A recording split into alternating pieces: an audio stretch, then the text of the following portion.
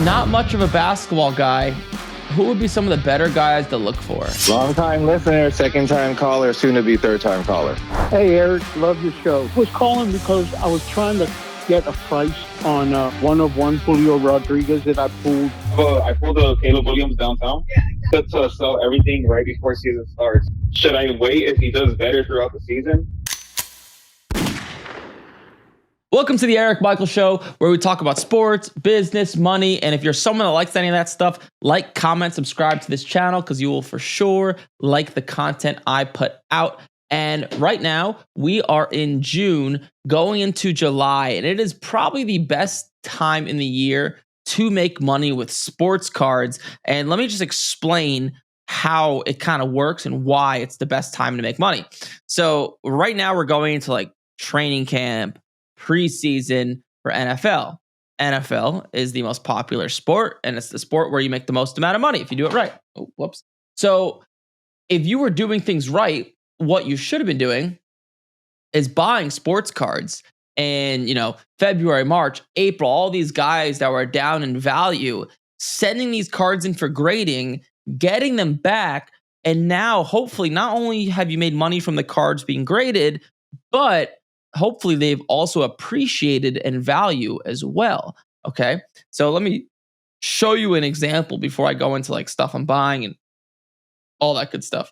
So if I share my screen here and let's go to Market Movers, right? So Market Movers is an app where you can basically look at graphs and data and all sorts of fancy stuff like that. So let's take a look at this card. CJ Stroud Silver Prism. CJ Stroud, if you look in the past 180 days, if you bought this card to get graded back in here, right? Like February, March maybe, this card is worth like high 300s, like 370, 380. Now this card is worth 440. So if you bought this card raw, you got it graded at 10. You also should see a 10, 20, maybe 30% spike in value, right? And that's how to time the market and make money with sports cards. It's just as important to time the market as it is with, buy like what cards you're buying. And the reason I'm a proponent of selling cards before the season starts is because most guys don't perform up to expectations. So like this is an example of CJ Stroud. He's kind of like the Jaden Daniels of last year. If you look here, you can see when the season started, right? This card is worth almost $1,000.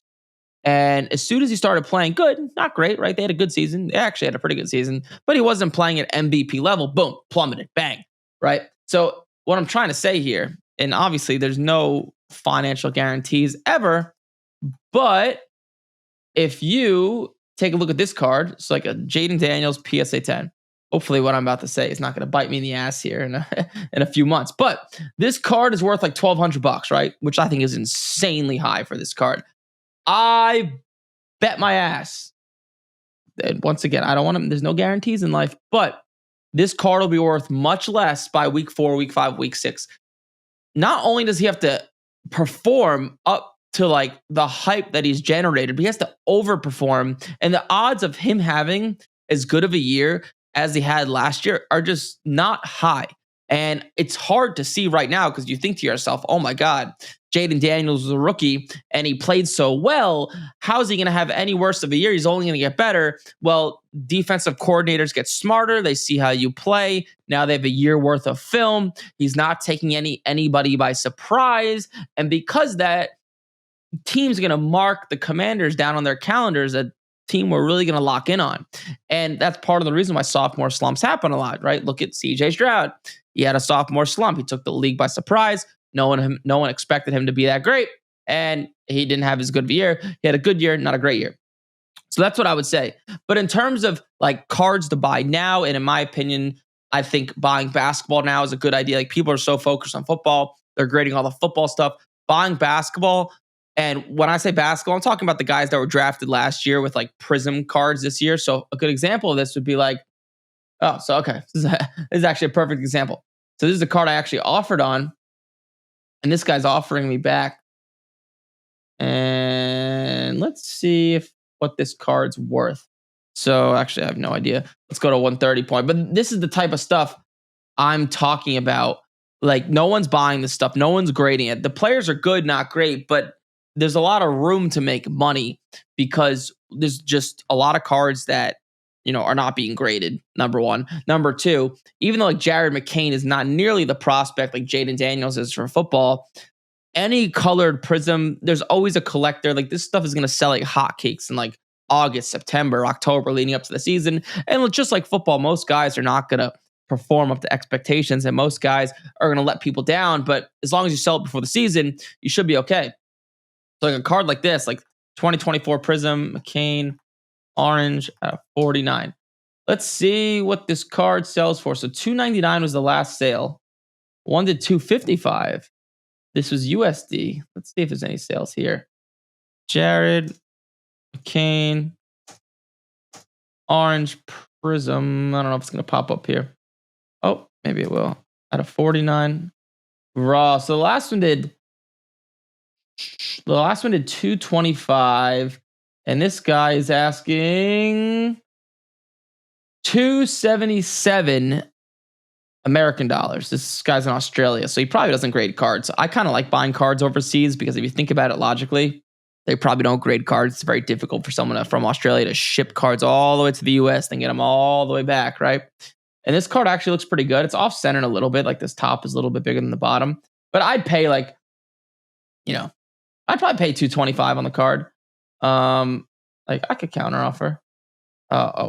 This is in Australian dollars. 225 USD to AUD. 343 Australian dollars. That's what I want to offer. 343 Australian dollars. And that's about right. I mean, you should accept it. I'm paying like full comps, right? I would think he would accept it, but you never know. But the type of stuff that I think, and once again, no financial guarantees, but that I think are good buys is the basketball. So if you want to buy like higher end basketball, like Paulo Banchero, you're going to see this card of Cade Cunningham. I think these guys are going to appreciate, but these cards are a few years old. So you're probably not going to be wanting to buy these cards to get graded. You're probably going to want to buy these cards already graded, sit on them, hopefully make 20, 30%. And a place I like to go to a lot for cards like this, we log in here, is Only All. So they sell a lot of higher end cards, and it's really easy to filter. You can just click basketball, and then just do you can do like by highest price, and you can just see there's a bunch of cards here ending. And I just look for stuff. I wonder if you could sort by year. I've never looked at this. Can you sort by year? You must be able to sort by player. Oh yeah. Oh, you could. Okay, so like I'd only be interested in newer stuff. Like I'm not gonna buy like a Steph Curry rookie card. It's just not the way I make money with sports cards. This gives you a clear indication as to what. Oh wow! So this card, I think this card was ending an auction. I bid on it, but then it went too high, and the guy must have not paid. That sucks. Let me see. Wonder if I actually like that card a lot, but Banchero, gold, contenders, auto, 2022, $5,400, a PSA 9 sold for, I guess it's not going to tell me what it ended at. I could have swore that card was that card was ending an auction. And one did 7,500. Okay. All right. So this card ends in 10 days. 10 days. I'm just going to bid like $5,000 and just so I'm reminded of it. But yeah, this is I go here to buy a lot of higher end cards. I usually like to buy cards ending an auction. Like Chet Holmgren, he just won, so his stuff is up, right? The whole goal is to buy stuff while it's down, sell it while it's up. Like Wemby's not a bad idea. I like the idea of buying Wemby. I don't know if there's as much upside because they're already so hyped. Like I like the idea of buying like Banchero. I like Cade Cunningham. I feel like these are guys nobody's buying, so there's not much stuff here. But like something like this, or like I'll always look at like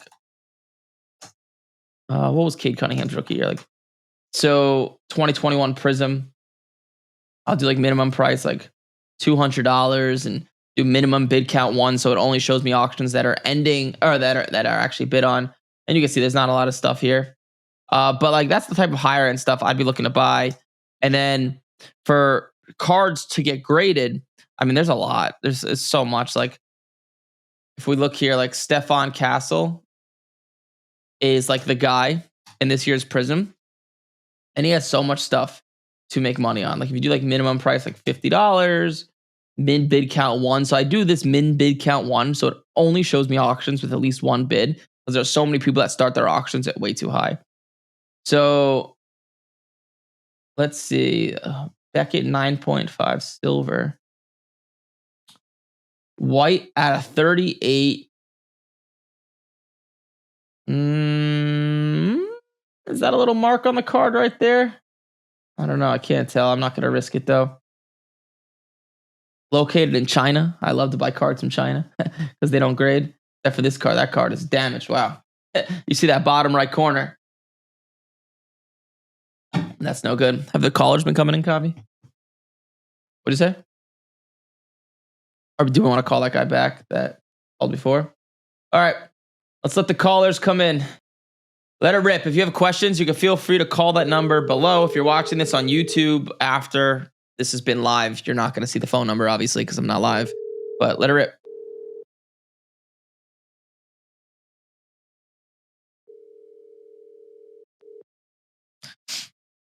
We're calling him back. We had a few people call in actually before the show started because I was a little bit late. Like, it's just a little bit late. And I see all your questions in the chat. Call into the number because we prioritize those callers.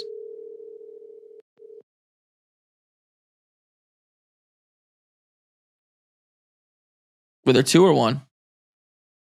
Oh, okay. Oh, let's answer some questions in the chat. By the way, like I said, if you have questions, feel free to call in. I'm going to prioritize those.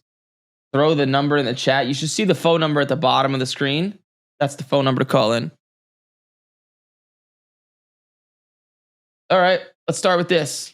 Not much of a basketball guy. Who would be some of the better guys to look for? So, okay, so you could write these down, I guess. So the best guy, when I say best guy, I just mean he sells for the most amount of money in this last year's Prism is Stefan Castle. He plays for the San Antonio Spurs. There's Jared McCain. And then the rest of the guys kind of sell for okay amounts of money, but they have a lot of cards out there to be bought, graded, and they'll sell pretty easily. Jared McCain is one. Dalton Connect is another one. He plays for the Lakers. Alexandre Sarr, Zachariah Rishashar, is that how to pronounce his name? I believe. And if you're ever not sure what you could do, so to be honest with you, like I don't know every player. Like I don't watch every game every night. Like I don't know all these rookies, especially because a lot of these rookies, like I'm just like you. I know who like the main guys are, right? Like Wembanyama, Paulo Banchero, right? I know who the main guys are. Like I don't know every single damn rookie. So what I do is if you go to 2024 Prism and you do like so 2024 Prism NBA, right? So let's pretend you don't know who to buy. Just go to highest first and just write down these names. So like Rob Dillingham, boom, that's a name. Stefan Castle, boom, that's another name. Zachariah Rishashar, the other one who I just mentioned, boom, that's another name. Anthony Edwards, he's not a rookie this year. And then you just keep scrolling down and keep just writing down names because if these highest cards are the ones that sell for the most amount of money, that means the player probably has a lot of $50, $100 cards out there to get graded. Khalil Ware is another name, Ware. Yeah, this is how I like kind of see who's like this is Khalil Ware. This is how I kind of see like who the players are in this year's Prism. It's pretty simple. Tyler Kolek, I actually think he's pretty good. Rob Dillingham, we saw him. And just keep scrolling down and just keep writing down names as you see rookies you haven't heard of. And it's pretty simple. This actually caller. Go for it. First one. Break the seal. Hello. You got Eric, you're live. Hey, Eric, long time listener, second time caller.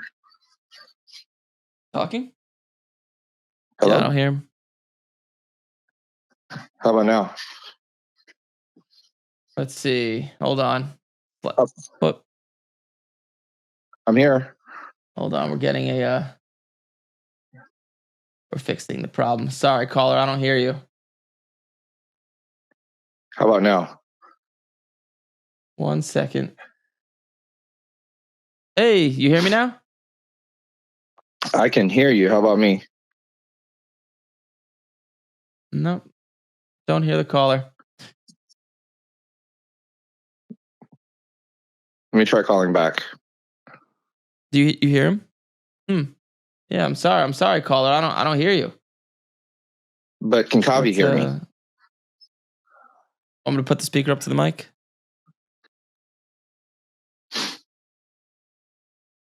Hey, what's up? Now I hear you. All right, Eric.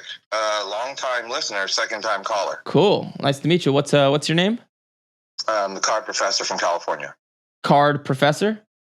Yes, sir. Oh, cool. Oh, yeah, you said second time caller, right? Yes, sir. Oh, yeah, we've spoke before. Well, how may I make your day better? I got a follow-up question from our previous call. Or my previous call. Okay. So my previous call was about what you're gonna do with that cracked ice Purdy. Yeah. Oh, the one behind me? The one over there? Yeah. That a lot. And so my question was, okay, you said back in your heyday, you would take it to the national and whatever you bought it for, you would like cash and trade or trade it for more value. Okay. So question one is, this is a two-part question. Question one is, what if you're still the last sale and there's no recent sale? Then people are going to be like, oh, I see your sale here. Yeah. Yeah, they do that. Okay, so you're asking me, wait, hold on 1 second. We're just switching over the audio. Hold on 1 second. You hear me? Oh, now I hear you in my ears. All right. You still hear me? Yeah, but can you hear me? Yep. Now you're good. Yeah, the audio is we're good. playing funny we games. We did it. There's a lot of tech around me, even though it doesn't look like it. Okay, so yeah, so that's why. Okay, so yeah, you make a good point. That's why back in my day, quote unquote, it like whenever I was buying higher end cards, like if you have time to do cards for like an hour, 2 hours a day, and you're buying higher end shit, just do everything in your power to buy it so it's not on eBay or wherever. So I would only buy higher end cards through like Facebook, or I would take people off of eBay, because now you run into the issue of what you just said, right? People look at the last sale and like, oh, I see your last sale was X amount of money, right? So if I were you, I would never buy a higher end card where people can see what you paid. I hated that. I hated when people could see what I paid. Because even though Brock Purdy's value might be up 30%, there's not a lot of sales of a rare cracked ice card, and they're just going to look at that last sale, right? Yes. So the solution is just to not do it.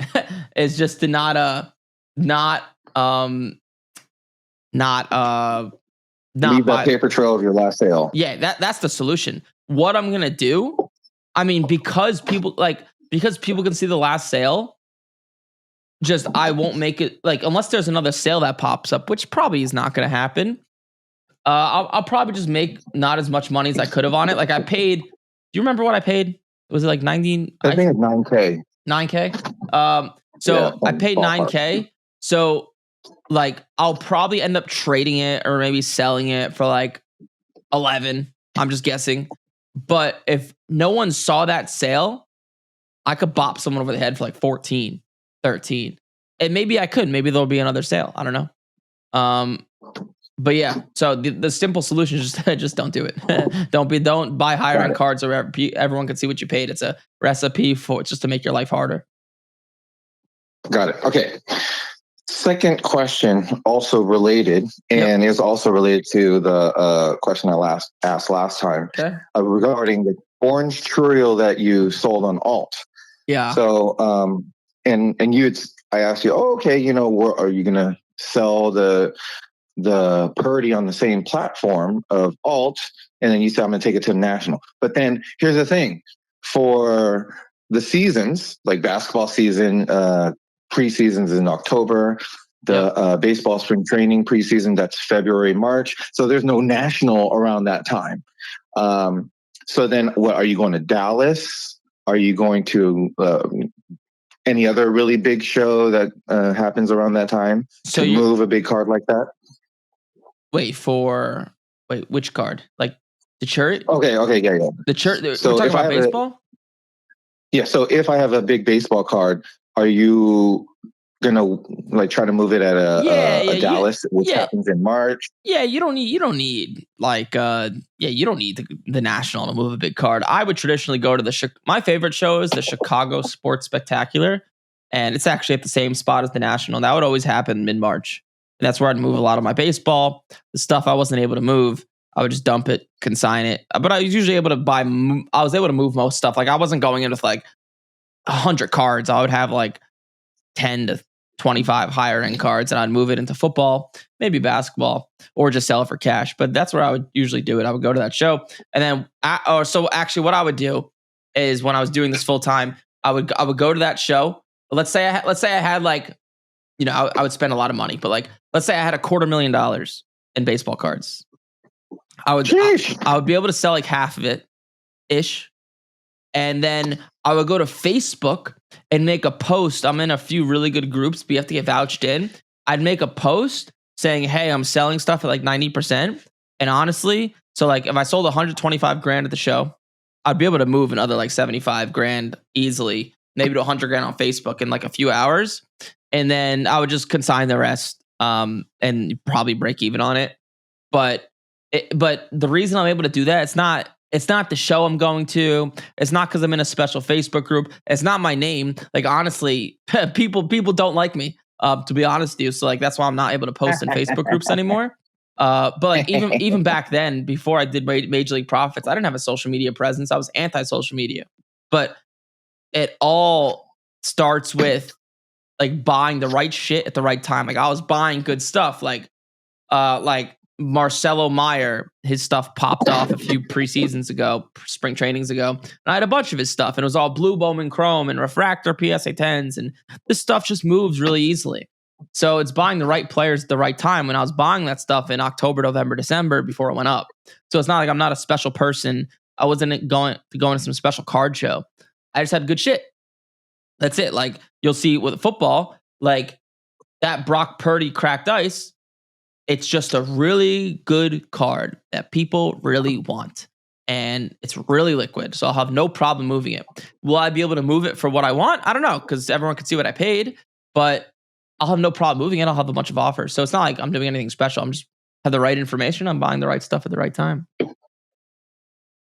Got it. And then would you so that's question 2A. Question 2B is, would you consider or would you classify selling a card on Alt or Fanatics as consignment, like the equivalent of a consignment, because someone else is selling it for you, et cetera, et cetera? Yeah. That's what I consider consignment. Yeah. So I prefer to not sell it through auctions or consignment, but I do if, push comes to shove. Okay.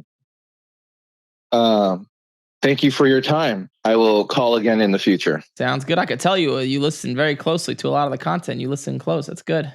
Yeah, sounds like long time listener, second time caller, soon to be third time caller. Cool. Well, I appreciate it. Thanks. All right. Talk to you soon. Bye.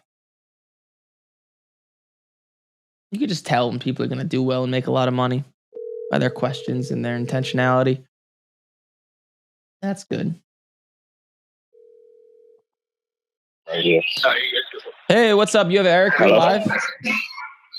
How you doing, Eric? My name is Dante. Can you hear me? Yeah, it's a little like sounds like you're in a bubble. Hold on, let me take you off my phone. Yeah. Okay, can you hear me? Yeah, now it's better. What's up, Dante? What's up? I had like 2 quick questions. Go for it. So I've been selling sports cards for like a year now. But when I first got in, I got like 5,000 cards, but they all kind of like cheap cards. So okay. I'm sorry, I'm doing construction. I'm out of breath. So yeah, I'm doing sales on eBay. Sounds like you're underwater. Do you have your phone on speaker? No, I took it off. I just was breathing hard. Oh, okay. Okay, go for it. You have 5,000 cards. Yeah, cheaper cards. Cheaper cards. So I'm selling them on eBay, but I've been listening to your stuff for like a few months, like kind of on and off. But last week I was like kind of listening like every night. So I sold my collection. I sold most of my like slabs. I had like $50, $20 slabs. So I sold. I don't know. I just hung up. Calling him back. Make it a little lower. Please leave your message for. Huh. Well, was there another one? Well, we'll wait for him to call back. I don't know what happened. But if you have any questions, feel free to call to that number down below, and I'm more than happy to answer them. But I'll go back to what I was doing, back to buying cards. So this card, it's pretty good. This is crazy. You can actually look at the population report on eBay right now. So you can see there's been 7 cards graded. 5 have been 9s, 2 have been 8s. So if you get this card at 10, you'll make a lot of money. But let's see what this card sells for. Let's do a 2024 Prism Castle Orange. Let's call him back. All right, let it rip. Dante. Hello? Yes. We okay. lost you, I'm man. sorry. I'm sorry about that. My reception bad. Yeah, no worries. So I'll keep it quick. So I sold all my like slabs on Whatnot like Friday. And so what I did was I just want to know if you thought if it's like sound like a good idea. I know you said go after like higher end cards and get them graded. So I end up getting like 5 Jaden Daniels, like the pink optics, his pink rookie optics and like a purple shock. Okay. So I've seen they're going around like $200-$300. I just don't know if I bought the exact right one. So I got like the is it pink the hollows and then optic or optic preview? Is the picture of him like what's the picture of him? What is he doing? The picture is because it say hollow. I heard one of your old videos talking about the optic and the preview today. So I went back and looked. None of them said preview. In the picture, he is like throwing the football, like with the ball behind his head. Oh, the ball. Okay, so that's the optic, and what? Yes, that's the quote unquote better one. What'd you pay? Okay. What'd you pay? Well, I got 2 for around 36. I got 1 for 32, and then I got a purple. So you got 2 for 36. So that's $18 each. You're saying? No, I paid 36 a piece.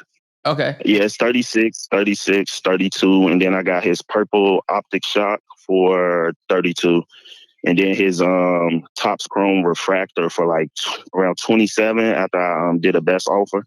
Okay. So the pink. Go ahead. The pink optic, so 2 things. One, you overpaid a little bit. The card sells for like $27, $28, which is okay. And a PSA 10 is around $200. So, which is great. It's a great card to buy. But the thing you want to be like, so it's a lower end card. And because it's a lower end card, you have to send it through the lowest end PSA service, which is like the $25 service, right? Yeah. And you want to make sure, this is my opinion, once again, don't want to make you financial guarantees here, but my opinion is I want all my football cards sold before the season starts.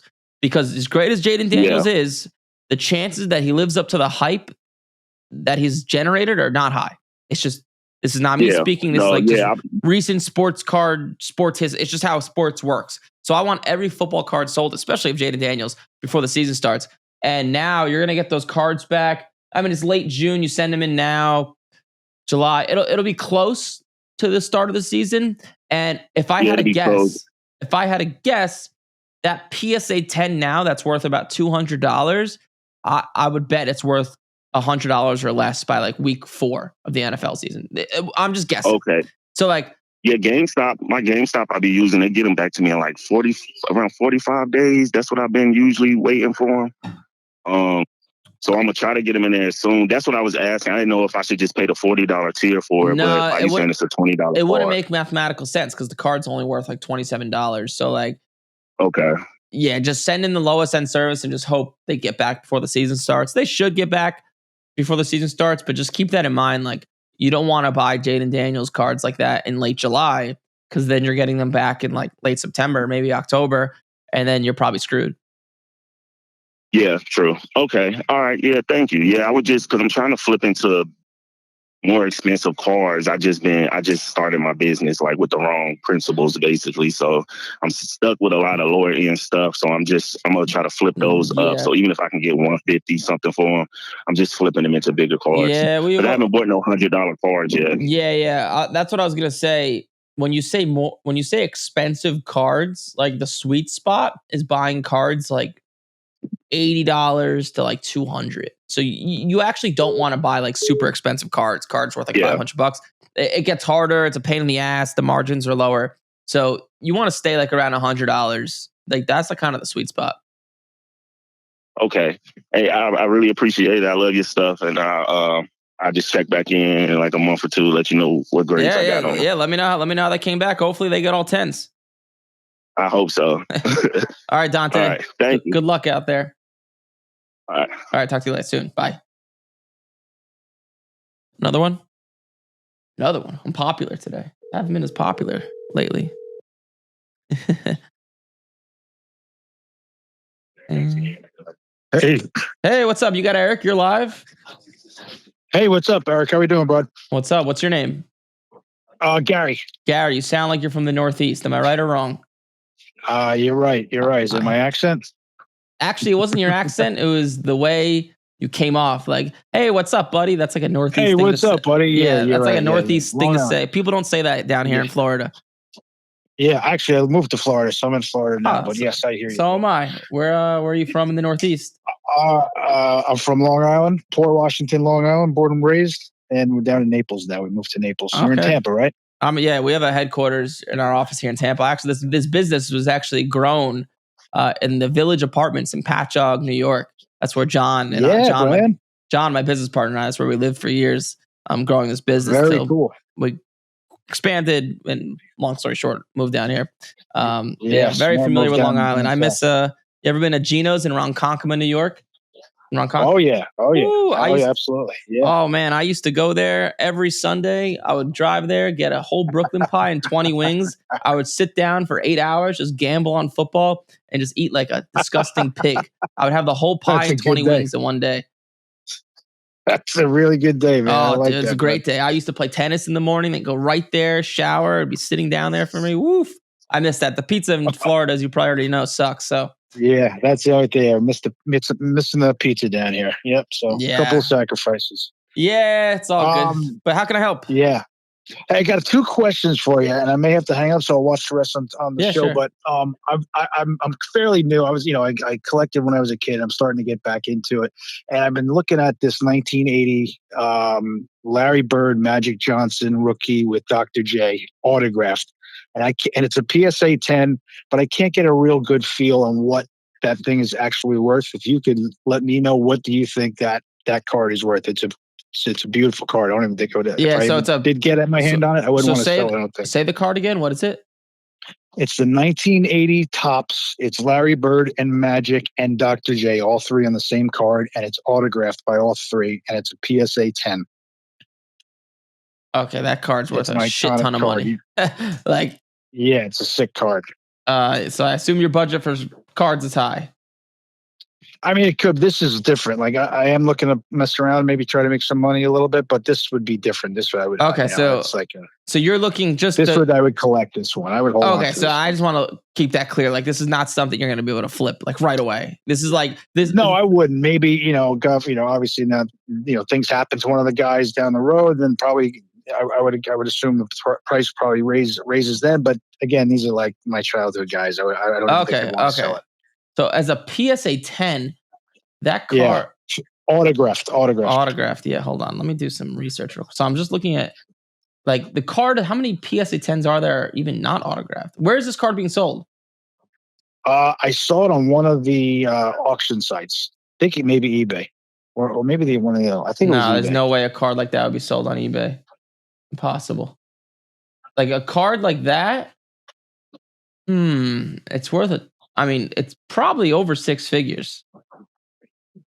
Oh, you think it's over 6 figures? Oh, wow. Okay. Yeah, because a PSA 10, like you like vintage. So just to put it in perspective, like that card not autographed, Yeah. As a PSA, let's see, I'm looking here.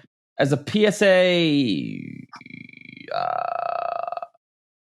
as a PSA like 8, it's like $3,000. Okay.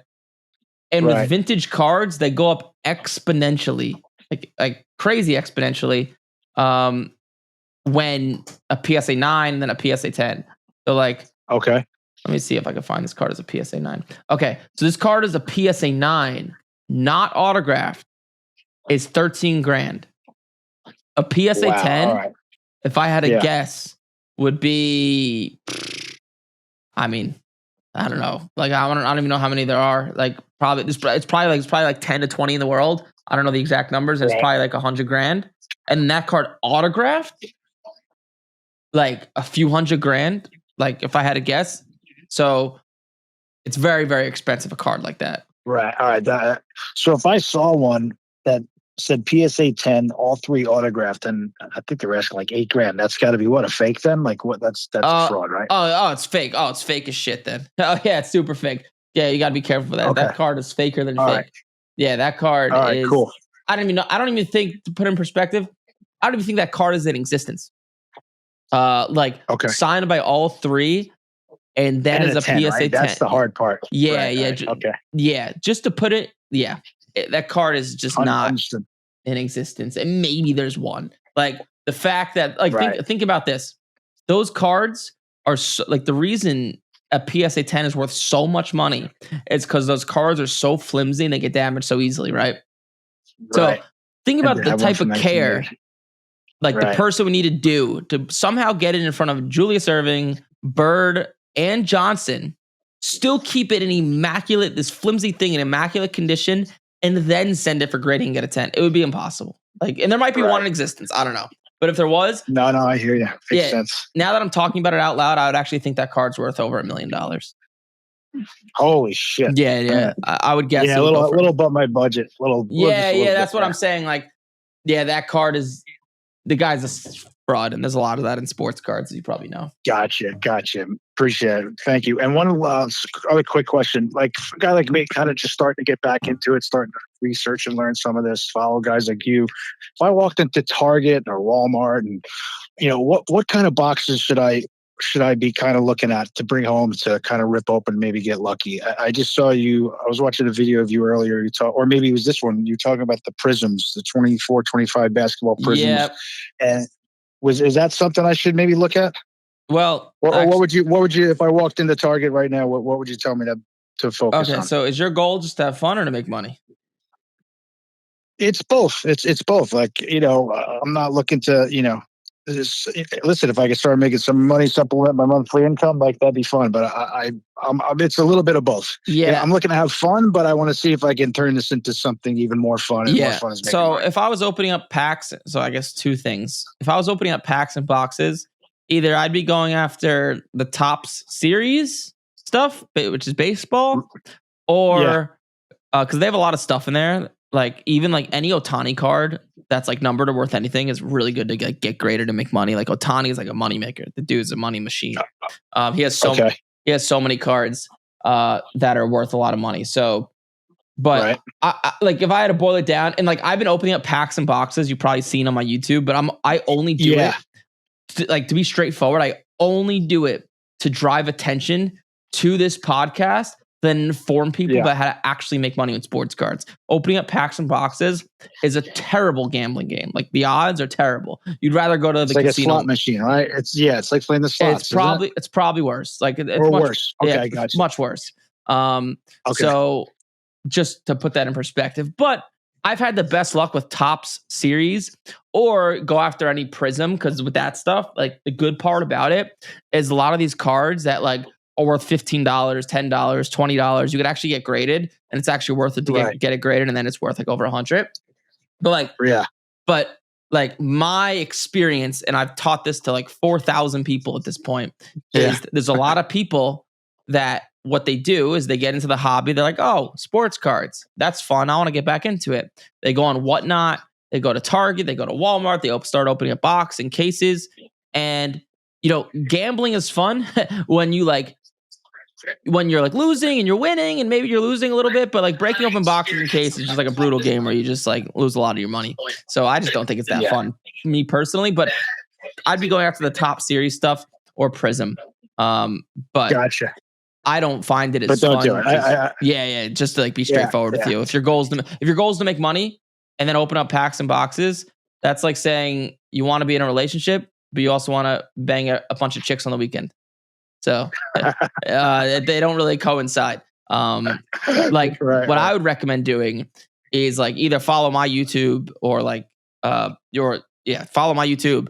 I'm pretty thorough about how I teach people to make money with sports cards. You know, get that going, buy cards, get them graded, make a few thousand a month, get up to there, and then take some of your profits, then dish it into opening up boxes and cases. That's what I tell people in my program. I'm like, dude, like, don't just like take some of your profits and just consider it like a sports ticket to like a game. Like you're just paying for the entertainment.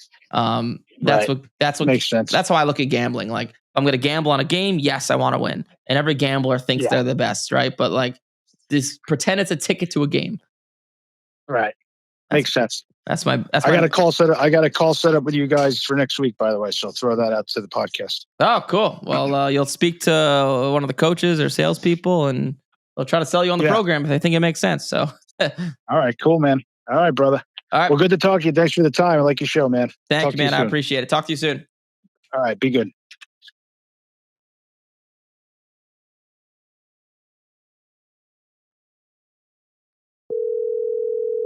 That guy will do well.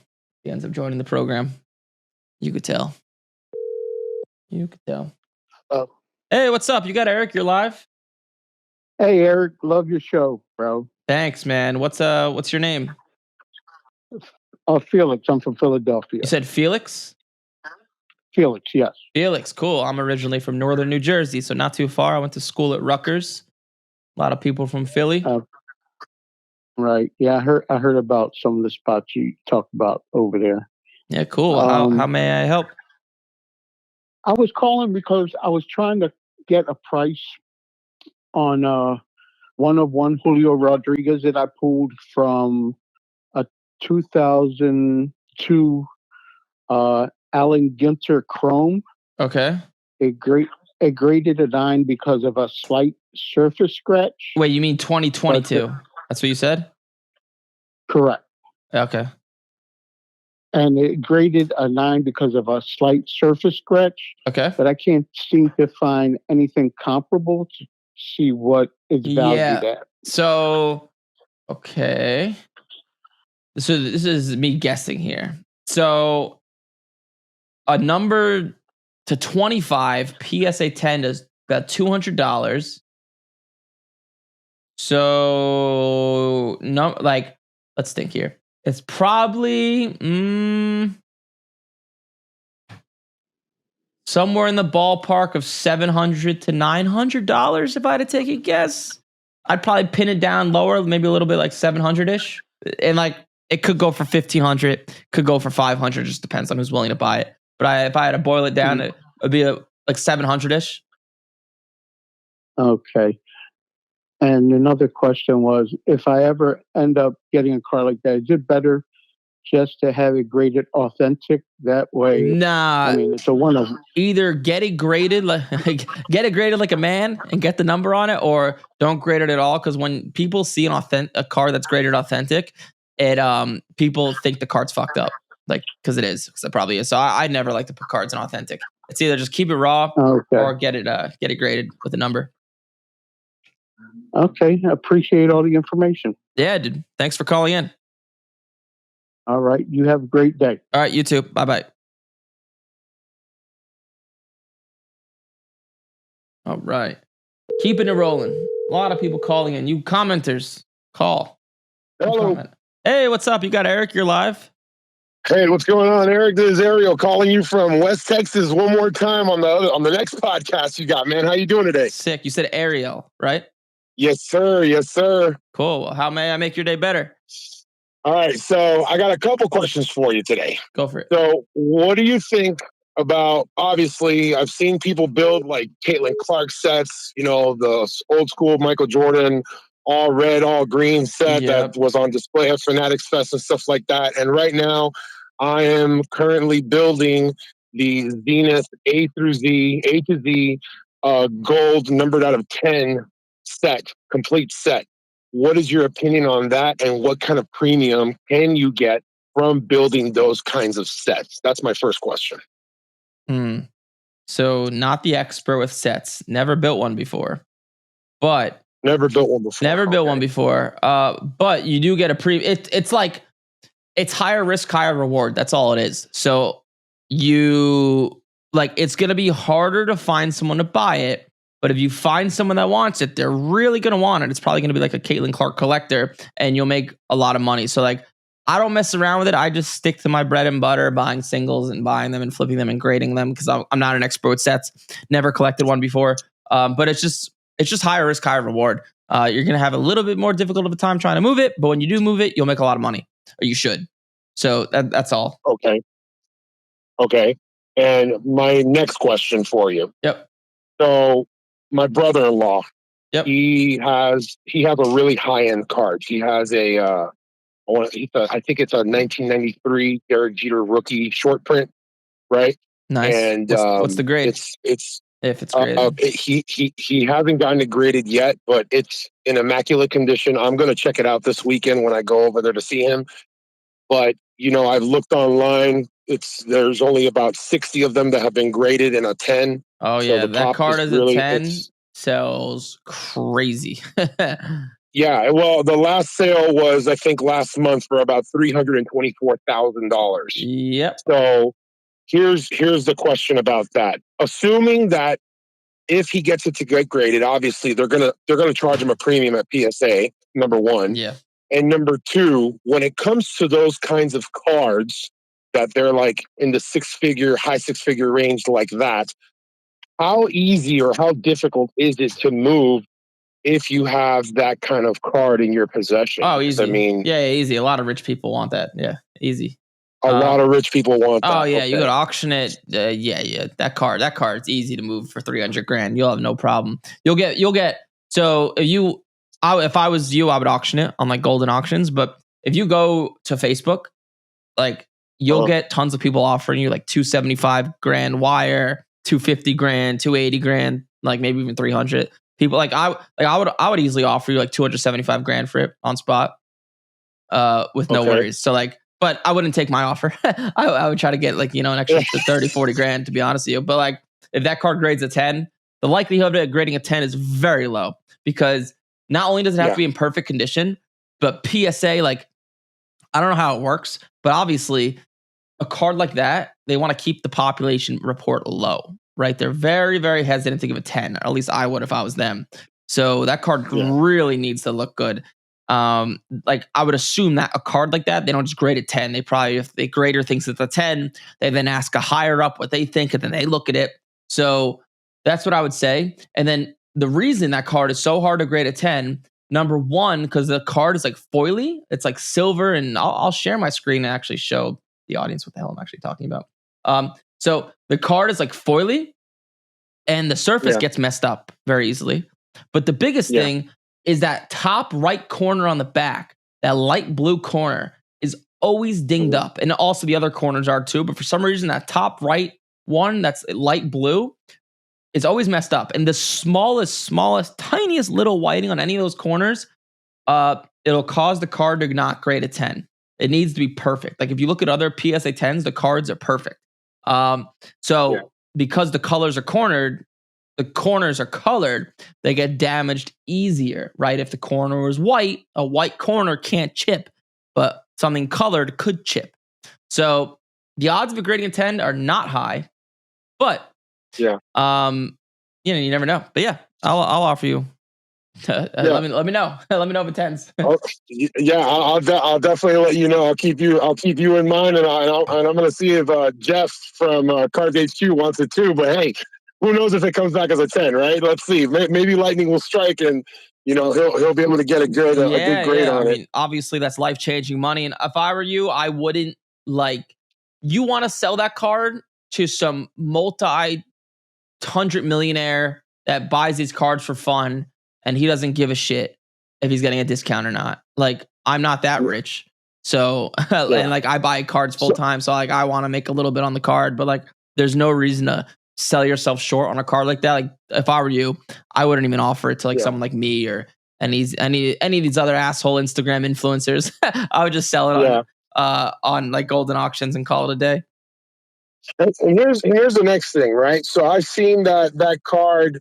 The last comp sale was that $320-something thousand comp, right? Yeah. And then before that, it was like 2 something.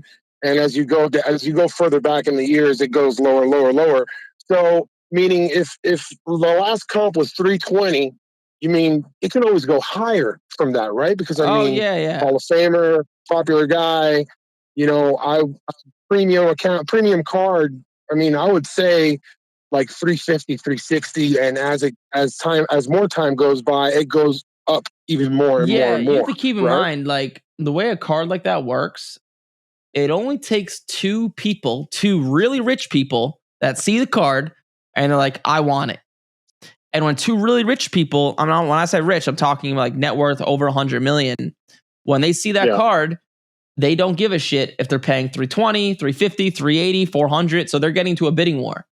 And like it could sell for 390, 410. Or if there's maybe no rich people that see it and there's only one guy bidding, it could undersell at 290, 300. So like all it takes is 2 rich people to tango. And then it sells for 40, 50, 60 grand, which is a lot of money to people like us. But to someone worth 100 mil, they don't care. So it's pennies to them. So, and there's just no way. For us, that's life-changing money, bro, because I'm a brokey. You know what I'm saying? Compared to other people out there, I'm a broke-ass motherfucker. So honestly, dude, if I were you, like, because that's life-changing money, and I can help you with this for free because it's probably worth my time to help someone like you to do it, I would literally, like, let's say that card graded a 10, right? And you want to maximize the amount of money you're going to make. I would run Facebook ads for, like, really cheap. It's really cheap. And on Facebook, you could target really rich people, like people with like a net worth of like millions of dollars, and run an ad saying, hey, this Derek Jeter card, this whole grail of a card is for sale, just to get it in front of their eyes. So they could, because all it takes is a few people to really bid that card up. So if that card does 10, I can help you with it for free. I'll get on a Zoom call with you and just show you what to do. Definitely. Awesome, man. Thank you for your time, brother. I appreciate it. Yeah, no problem. Good luck. We'll talk soon. Thanks. All right. Bye-bye. Hopefully that card 10s. Do I think it will? Probably not, but it could. Another one. All right, we're letting it rip. Oh. Hey, what's up? You got Eric? You're live. Hey, Eric. This is Ian from Michigan. Ian from Michigan. Got it. Yeah. So I'm really big into Cade Cunningham. He's part of my PC, but also want to invest in him to flip as well. And I feel like I've kind of diversified, my buying strategy with him. I got some higher end stuff. I have some lower end stuff, so on and so forth. But I guess I'm wondering whether or not that's a good strategy. Should I diversify outside of Cade Cunningham? I have some like Paulo and so on and so forth, but I want to know your thoughts on that. Yeah. Sounds like you're one of those guys that gets just hell bent on their favorite player and just likes to buy a lot of them. We've all been there. Not necessarily, I've been flipping for a while. Like I have a number of people that I've flipped over time, but I really like Cade. Again, he's partly my PC. So, so I guess I'm wondering if, in terms of diversification, if I'm investing in other players, should I look for more of their rare stuff, or should I just look or? Yeah, I would. So so you're saying buy cards right now while they're cheap, hold them until they hopefully go up in value before the season starts, right? That's the plan? Yeah. Okay. Yeah. If you're doing that, the best stuff to buy is like Prism PSA 10s worth like $400 or $500 plus, or National Treasures or flawless stuff already graded at PSA 10. That's where you want to go with that. But yeah, so that's where I would say to go with that stuff. And then if you could find cards raw to get graded, which I don't know if you will, because the cards are a few years old, that's even a bigger plus. But buying like lower end base cards for like $40, $50, that's not where you're gonna make any money. So if I were you, I would try to buy higher end stuff, like stuff worth $500, $1,000, $2,000. But also, if you could, try to buy it off of eBay or like off of these sites so people can't see what you paid. So when it comes time to sell it, they can't see what you paid because that's obviously a disadvantage for you. So that's what I would say. Does that make sense? And then yes, I would diversify. Like, sure, if you like Cunningham's value to go up, which I do as well, I think that's a good idea. I actually like it a lot. Yes, good idea. Buy them, but don't make it over like 50% of your portfolio if you're gonna flip it. Like I'd throw in Banchero, throw in some Wembanyama. I think Wembanyama is more of a safer bet. I think Cunningham is more of a risky bet, but I like risk. So yeah, I wouldn't put it over 50% of the cards you buy. That's the answer I was looking for. And as far as buying him raw, is it okay to buy him raw, buy his stuff raw, like the newer stuff, or would you still look for the older stuff? Any cards, rookies. That's it. And it's just stuff from 2021. Okay. All right. Don't buy anything else. Pretty plain and simple, because you have to think about it. When you go and sell those cards, who are you selling it to? You're probably selling it to some sort of Cunningham collector, and a collector of Cunningham is holding it for the long term. And if you're holding it for the long term, you want the original stuff, aka the rookie stuff. That makes sense. Yeah, and I think I think it's a good. Thank you so much for your time. Yeah, and I think it's a good buy, Cunningham. So. All right. Thank you so much. Appreciate it. Cool. Good luck. All right. Hello. Hey, what's up? You got Eric? You're live. Hi, what's up, man? What's up? What's your name? Edwin from LA. Edwin. You knew you were gonna ask. What'd you say? No, I said I said my name because I already knew you were gonna ask. Oh yeah. I like to get the name. Edwin from Los Angeles. Got it. Go for it. All right, so I got two questions. So one of them, I purchased Caleb Williams purple fireworks, numbered out of 49, about a couple months ago. But so I bought it for $300, but I recently just seen that the PSA 10 just sold for $220 on eBay. So I don't know where to just advice, I guess I would say. Am I just should I just what is it? sell it? What's the card again? Caleb Williams what? Purple fireworks. 249. And when did you buy it? I bought it a couple months ago. I think you can see my sell right there, but I bought it for 300. But then I seen recent sales, they're going for 100 to 150. Wait, you bought it a few months ago, right? Yeah. Yeah, so I see here that raw does about 107 and then PSA 10 at 240. Exactly. That's what I was gonna say. Should I just take my losses? Yeah. Unfortunately, there's nothing good for me to tell you. You just overpaid, and I could tell you the reason you overpaid if it helps. If I look here, let's see here, purple fireworks number 49. So you paid. Do you know what month you bought this card? Was it February 15th? No, for $295. I think so. Yeah. Yes, I think that was me. Yes. Yeah, so you just bought it. Well, Prism was newer, still really hyped, and there weren't a lot of sales. So, okay. So I'll share this is actually probably a pretty good learning lesson. So I'll share my screen and explain to you what happened. So the card comes out. It's worth $650. It's way overpriced, right? Prism comes out. It's way overpriced. There was a sale. Yeah. In December 29th of $255. This is a few days after the product comes out. Okay. It is very high. It's very high because people get hyped and excited. You came in 2 months later and probably looked at that sale of $255 and you're like, oh, this card looks like it's in good condition. I'll pay what it was worth. But you have to remember that cards are way overhyped during when products first come out, and you were paying a price of when the card was inflated and hyped. And because you were doing that and you just didn't know any better, you just overpaid simply. And now you can see the next sale right after yours, probably closer to actually what it's worth, is $163. And then there was a sale of $108. Now it's settled down. Now it's probably actually worth about $100. But in a PSA 10 at $250, which makes sense. Raw is $100.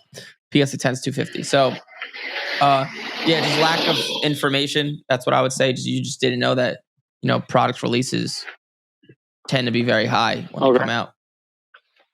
No, yeah, for sure, man. I was just kind of doing an impulsive buy, especially I seen I had like 30 likes on eBay, so I was just like, and then Yeah, we've all like been there. 2 people had it in their cart, and I was like, oh, I need to get it before them, so Yeah, I just bought it. we've all been there, man. Okay, just one more question. Yeah, I go know for it. you said to sell because I pulled the Caleb Williams downtown. So I know you said to sell everything right before season starts. But since I didn't really spend any money in the card and I'm kind of like already making profit on it, should I wait if he does better throughout the season? Because I know you said that it's gonna drop most likely 4 weeks into the season, but I know his seeding. I mean, he didn't really do that good last year. So if he does good this year, do you think it should go higher? Let's say if he starts like with a 3-1 record or 4-0 record. Do you think the card would go higher, or it would just still stay in the same right now? Yeah, in order for the card to go higher, he needs to play really well, and they need to be winning. So even if he's playing well, but let's say they start off 2-4, it's probably not going to go up. Yeah. And just in my experience, most guys just go down in value. And I could be totally wrong. Obviously, he could come out of the gates, and I think he's going to come out of the gates and play really well. But I just have a strict rule I always sell before the season, because you're holding an asset that's probably worth too much for where it should be. So if I was in your shoes, I would not hold it. All right, for sure then, bro. All right, thank you, man. All right, Edwin, have a good one.